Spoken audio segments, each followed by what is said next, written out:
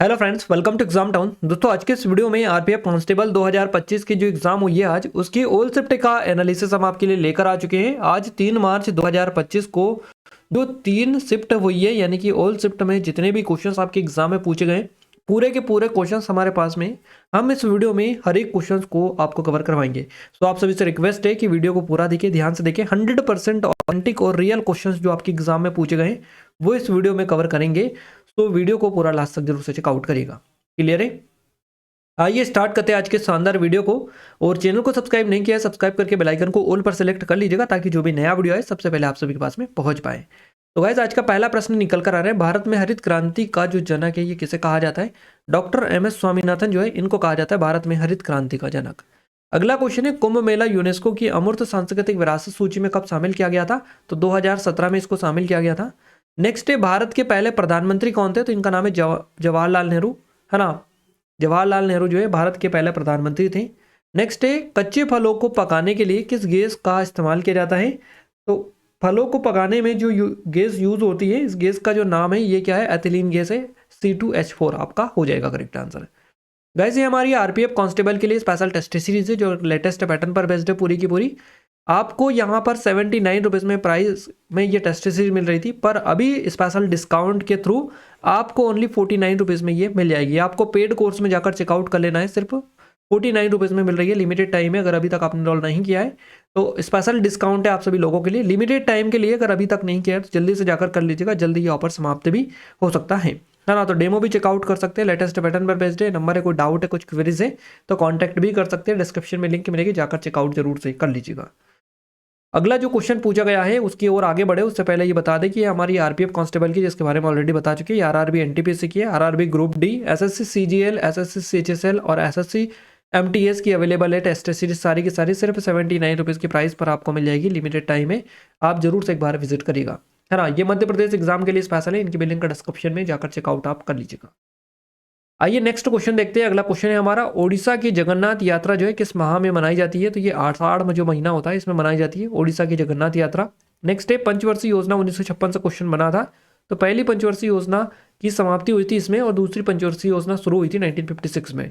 Next question है, 2024-25 के दौरान वास्तविक वृद्धि दर कितनी अनुमानित थी? तो ये थी 6.5%। 2024-25 के केंद्रीय बजट में रक्षा जो बजट है कितना आवंटन किया गया था? तो 6,21,940.85 करोड़ रुपए जो है आवंटन इसका किया गया था।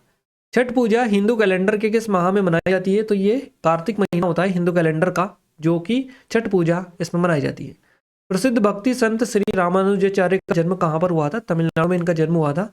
अर्थशास्त्र में एलपीजी का फुल फॉर्म आपसे पूछा है, लिबरलाइजेशन, प्राइवेटाइजेशन, ग्लोबलाइजेशन। आपका करेक्ट आंसर हो जाएगा एलपीजी। आपको स्पेशली याद रखना है, लिबरलाइजेशन, प्राइवेटाइजेशन और ग्लोबलाइजेशन, है ना। तो आपके लिए काफी ज्यादा इंपॉर्टेंट है एलपीजी मॉडल, आपको याद रखना है। हर शिफ्ट में इससे क्वेश्चन अभी तक बने हैं, आज की तीनों शिफ्ट में क्वेश्चन पूछे गए हैं।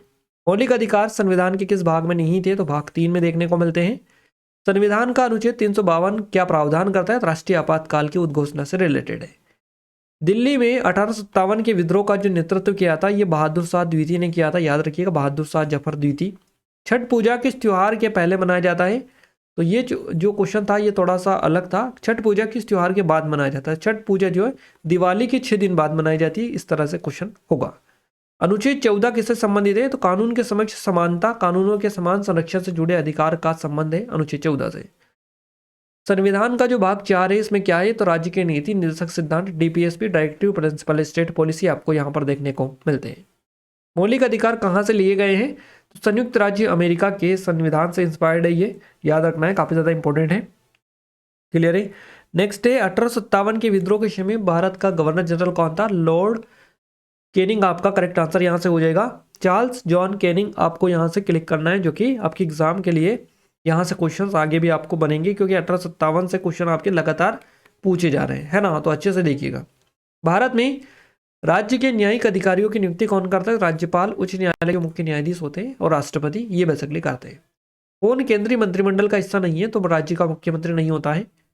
पूर्व पश्चिम गलियारा और उत्तर दक्षिण गलियारा किस शहर में मिलते हैं? तो झांसी शहर में बेसिकली मिलते हैं। नेक्स्ट है, भारत से कौन सी देशांतर रेखा गुजरती है? तो 82 डिग्री 30 पूर्व देशांतर जो रेखा ये गुजरती है यहाँ से। किस पंचवर्षीय योजना में बुनियादी और भारी उद्योगों की स्थापना पर बल दिया गया था? तो ये द्वितीय पंचवर्षीय योजना थी जो कि 1956 से 1961 तक ये चली थी।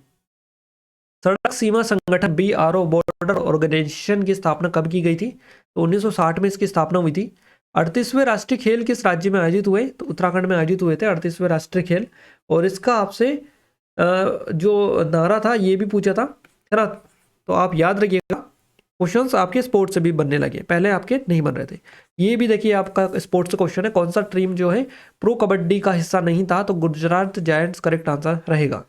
भारत में कृषि बेरोजगारी कब देखने को मिलती है? मांग और आपूर्ति में असंतुलन होता है तब, मौसमी परिवर्तन के दौरान, अधूरी बुनियादी ढांचे के और उन्नत तकनीकों की कमी के कारण। ये सारी चीजें हैं जब बेरोजगारी कृषि में देखने को मिलती है। भारत में सर्वाधिक वर्षा वाला स्थान कौन सा है? तो ये मासिन राम है जो कि मेघालय राज्य में आता है आपका। नेक्स्ट है टिहरी बांध निम्नलिखित में से किस राज्य में स्थित है? टिहरी जो बांध है ये आपका उत्तराखंड राज्य में स्थित है। नगर हवेली कौन से राज्य से संबंधित है? तो गुजरात और महाराष्ट्र करेक्ट आंसर रहेगा। अगर इन दोनों में से एक ऑप्शन में दे रखा हो ना तो एक रहेगा, अगर दो दे रखे तो दोनों सही रहेंगे। फिर इंटरनेट, माफ कीजिएगा, ERNET किससे संबंधित है? तो भारत सरकार और सूचना प्रौद्योगिकी मंत्रालय से संबंधित है ये। HDFC बैंक गीगा से संबंधित क्वेश्चन बना था, जो कि था HDFC बैंक गीगा भारत में फ्रीलांसरों और गिग जो श्रमिक है इनके लिए एक वित्तीय कार्यक्रम है। इसमें बचत खाता, डेबिट कार्ड, क्रेडिट कार्ड, ऋण और अन्य सेवाएं शामिल है। अगला क्वेश्चन है एक्सिस बैंक से। एक्सिस बैंक और वीजा ने मिलकर कौन सा क्रेडिट कार्ड लॉन्च किया? तो अल्ट्रा प्रीमियम क्रेडिट कार्ड इन्होंने लॉन्च किया है। इसका नाम आपको याद रखना है ना, काफी ज्यादा इंपॉर्टेंट है। नेक्स्ट क्वेश्चन है यूनिफाइड लेंडिंग इंटरफेस कौन लॉन्च किया है? तो शक्तिकांत दास RBI के जो गवर्नर है इनके द्वारा, ये पूर्व गवर्नर है RBI के, तो हो सकता है इनका नाम दिया हो या फिर RBI का नाम दिया हो, जो भी दिया होगा करेक्ट आंसर रहेगा। साल 1992 में 71वां संवैधानिक संशोधन के तहत भारत के संविधान में कौन सी भाषाओं को आधिकारिक भाषाओं की सूची में जोड़ा गया था? तो कोंकणी, मणिपुरी, नेपाली इनको जोड़ा गया था। 1991 में ग्लोबलाइजेशन का जो भारत में प्रभाव हुआ था, ये क्या हुआ था? पंचवर्षीय योजना से रिलेटेड क्वेश्चन था। तो ये आर्थिक वृद्धि, FDI में वृद्धि हुई थी, नौकरी के अवसर नए पैदा हुए थे, भारतीय बाजार में विधेयक, सेवाओं, प्रोडक्ट्स और ब्रांड्स की बढ़ती मांग ने अर्थव्यवस्था को नई दिशा दी थी, व्यापारिक संबंध वैश्विक स्तर पर मजबूत इसके तहत हुए थे। अगला क्वेश्चन है वस्तु एवं सेवा कर से क्वेश्चन था, GST किस संविधान संशोधन ने पेश किया? तो 101वां संविधान संशोधन अधिनियम था 2016, जो कि वस्तु सेवा कर पेश किया गया था। IIT मद्रास ने मुंबई में, क्लियर है, IIT मद्रास ने मुंबई में IIT Madras research park Dubai नाम से एक नया अंतर्राष्ट्रीय शोध केंद्र किस लिए स्थापित किया? तो अर्थव्यवस्था, प्रौद्योगिकी और नवाचार क्षेत्र में विभिन्न शैक्षिक और शोध गतिविधियों को बढ़ावा देने के लिए। नेक्स्ट क्वेश्चन पूछा गया, विंध्याचल पर्वत के निचली नीचे के हिस्से में कौन सी पर्वत श्रृंखला स्थित है? विंध्य पर्वत श्रृंखला देखने को मिलती है। राज्य लोक सेवा आयोग के सदस्यों को कौन तय करता है? तो ये जो काम होता है, नियुक्ति का काम राज्यपाल का होता है, बाकी तय जो करते हैं ये बेसिकली इसमें सलाह दी जाती है, यानी कि राज्यपाल के द्वारा सलाह ली जाती है, न्यायिक सलाह ली जाती है और राज्य सरकार की भी राय इसमें शामिल होती है। तो ये दोनों मिलकर डिसाइड करते हैं कि कौन जो राज्य लोक सेवा आयोग है इसके सदस्य या अध्यक्ष बनेगा, है ना। तो ये काम जो करते हैं या नियुक्त करते हैं राज्यपाल, बाकी सलाह इसमें न्यायिक सलाह और राज्य सरकार दोनों की सलाह ली जाती है। अगला है कौन सा हड़प्पा जो स्थल है अफगानिस्तान में स्थित है? तो सोरतुगई, है ना, सोरतुगई और मुंडीगक, ये दोनों आपको देखने को मिलते हैं अफगानिस्तान में। नेक्स्ट है संविधान का कौन सा संशोधन दल बदल विरोधी कानून से संबंधित है? तो 52वां संशोधन हो जाएगा करेक्ट आंसर आपका, है ना। और थर्ड शिफ्ट में भी ये सेम टू सेम क्वेश्चंस पूछा गया है। काफी ज्यादा क्वेश्चंस आपके एग्जाम में रिपीट हो रहे हैं। जो लोग एनालिसिस देख कर जाएं बिल्कुल 100% गारंटी के साथ कह सकते हैं कि मैक्सिमम क्वेश्चंस भी आपको यहाँ से एनालिसिस से ही देखने को एग्जाम में मिलेंगे, क्योंकि क्वेश्चंस रिपीट हो रहे हैं काफी ज्यादा, है ना। अच्छे से देख कर जाएगा। इस संविधान संशोधन द्वारा एक ही व्यक्ति 2 या 2 से अधिक राज्यों का राज्यपाल या संघ राज्य क्षेत्रों का उपराज्यपाल नियुक्त किया जा सकता है। तो ये 7वां संशोधन अधिनियम था जो कि 1956 में हुआ था। भारतीय रिजर्व बैंक RBI ने 31 जनवरी 2024 को किस भुगतान ऐप पर प्रतिबंध लगा दिया? तो पेटीएम पेमेंट बैंक जो है PPBL, इस पर प्रतिबंध लगा दिया है पेटीएम पर, है ना, ध्यान रखिएगा आप। नेक्स्ट है दुर्गापुर और बर्नपुर जो स्टील प्लांट किस राज्य में है? तो ये पश्चिम बंगाल में है। दक्षिण भारत में सबसे बड़ी पर्वत श्रृंखला कौन सी है? तो पश्चिमी घाट हो जाएगा। विंध्य पर्वतमाला किस पर्वत श्रृंखला से ढकी हुई है? तो सतपुड़ा पर्वत और अरावली पर्वत दोनों से ढकी हुई है। भारतीय स्वतंत्रता संघर्ष 1857 नामक पुस्तक किसने लिखी है? तो ये विनायक दामोदर सावरकर के द्वारा लिखी गई। भारत विश्व स्वास्थ्य संगठन के कार्यकारी बोर्ड का अध्यक्ष कौन चुना गया भारत से? तो डॉक्टर हर्षवर्धन को चुना गया। लक्षद्वीप का सबसे बड़ा द्वीप कौन सा है? एंड्रोड हो जाएगा आपका। तमिलनाडु में पोंगल का कौन सा दिन जो है कानू पोंगल के नाम से मनाया जाता है, तो ये चौथा दिन बेसिकली होता है। 1414 में दिल्ली सल्तनत का शासक कौन था? तो खिजरी खान था। मंत्रिपरिषद की बैठकों की अध्यक्षता कौन करता है? प्रधानमंत्री। भारत पर ब्रिटिश क्वीन का शासन कब से शुरू हुआ था? 1858 से हुआ था। अनुच्छेद 19 आया था, कथन निष्कर्ष टाइप क्वेश्चन आपसे बना था। तो अनुच्छेद 19 में जो है नागरिकों को वाक और अभिव्यक्ति की आजादी का अधिकार दिया गया है। स्वतंत्रता का अधिकार जो है किस अनुच्छेद में? अनुच्छेद 19 में है। तो ये जो अनुच्छेद आपके अधिकार है, जितने भी मानव अधिकार और मौलिक अधिकार, मौलिक कर्तव्य वगैरह, जो अच्छे से देख लीजिएगा, सीधे सीधे क्वेश्चन आपके यहाँ से बन रहे हैं। और अनुसूची अभी पूछी जा रही है, जैसे कि ये क्वेश्चन बना है 10वीं अनुसूची में कौन सा संशोधन किया गया? 52वां संशोधन के तहत आपको याद रखना है। नेक्स्ट क्वेश्चन है, अलीगढ़ के साइंटिफिक सोसाइटी की स्थापना किसने की थी? सर सैयद मोहम्मद अली खान ने की थी। कहाँ पर की थी? अलीगढ़ में। ये हमारी स्पेशल टेस्ट सीरीज है गाइस, सिर्फ आपको नाम मात्र के प्राइस पर मिल जाएगी। आरपीएफ कांस्टेबल की 79 वाली जो टेस्ट सीरीज है, अब सिर्फ आपको 49 रुपये में दी जा रही है। लिमिटेड टाइम के लिए है, इनरोल नहीं किया तो बेस्ट टाइम है आपके लिए परचेस करने का। जल्दी इसकी प्राइस बढ़ सकती है, तो अभी नहीं किया तो जल्दी से आप जाकर चेकआउट कर सकते हैं। डेमो भी देख लीजिएगा, लेटेस्ट पैटर्न पर बेस्ड है पूरी की पूरी। हमारी आरआरबी एनटीपीसी की अवेलेबल है, RRB group D, SS, CGL, CHSL, MTS वगैरह, और मध्य प्रदेश के लिए भी स्पेशल है। तो इन सभी की लिंक डिस्क्रिप्शन में डली, आप जाकर एक बार जरूर से विजिट करिएगा। अगला क्वेश्चन है, लोकसभा और राज्यसभा की संयुक्त बैठक की अध्यक्षता कौन करते हैं? तो लोकसभा के अध्यक्ष करते हैं। 1991 की अर्थव्यवस्था का क्या लक्ष्य था? बाजार उन्मुख बनाने का मकसद रखा गया था। 1947 में जीडीपी में सर्वाधिक जो योगदान था, ये किसका था? तो ये कृषि क्षेत्र का था। 1857 के विद्रोह के बाद ब्रिटेन की राजकुमारी महारानी विक्टोरिया को कौन सी उपाधि दी गई थी, या उपाधि कब दी गई थी? तो 1877 में ये उपाधि इनको दी गई थी, है ना। केसर हिंदी की उपाधि इनको दी गई थी। अरब सागर का सबसे बड़ा द्वीप कौन सा है? तो सोकोत्रा हो जाएगा। विद्युत धारा का एसआई मात्रक पूछा है, एम्पियर है। हाल ही में सुप्रीम कोर्ट में एक मामले में 9 जजों और 8:1 के अनुपात में वोट दिए गए। ये कौन सा मामला था? तो के वर्मा बनाम भारत संघ वाला मामला था। हाल ही में नवंबर 2024 में आयोजित रक्षा क्षेत्र में कितने कदम उठाए गए? तो लगभग 11 से 10, 11 और 12 के समथिंग आपको ऑप्शंस मिला हुआ। इस तरह से आप देख लीजिएगा क्या ऑप्शंस आपको मिला था। भारत का सबसे लंबा जो राष्ट्रीय राजमार्ग है कौन सा है? तो राष्ट्रीय राजमार्ग 44 हो जाएगा, 44। सोन नदी न्यायाधिकरण, है ना, ट्रिब्यूनल, को किस नदी पर स्थापित किया गया है? सोन नदी पर किया गया है। 193 में से 134 मानव विकास सूचकांक विकल्प जो है, ये किस तरह का है? अच्छा है, बुरा है, औसत है या कोई नहीं? तो ये औसत हो जाएगा, करेक्ट आंसर है। नेक्स्ट जो क्वेश्चन बना है, ये आपका मीराबाई से बना है। मीराबाई के गुरु कौन थे? तो संत रविदास थे या रविदास। 31 दिसंबर 2024 तक मान्यता प्राप्त स्टार्टअप्स की संख्या पूछिए कितनी है? 1,57,706 स्टार्टअप्स है 2024 तक। नेक्स्ट है, 2024 में भारत और डेनमार्क के बीच में पर्यावरण रणनीतिक साझेदारी के तहत किस नदी को बहाल करने के लिए स्वच्छ नदियों पर स्मार्ट प्रयोगशाला परियोजना की शुरुआत की गई? तो ये वरुणा नदी पर की गई। हरित क्रांति का सबसे सकारात्मक जो प्रभाव मिला है, पड़ा है, किस राज्य पर पड़ा है? पंजाब हो जाएगा, करेक्ट आंसर।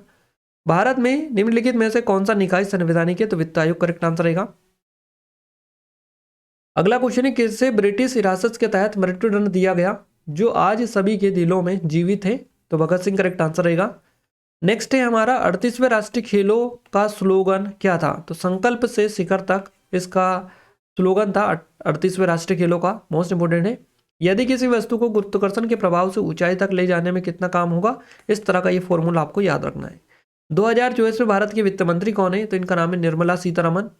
रेल बजट किसके द्वारा पेश किया जाता है? तो ये केंद्रीय रेल मंत्री के द्वारा पेश किया जाता है।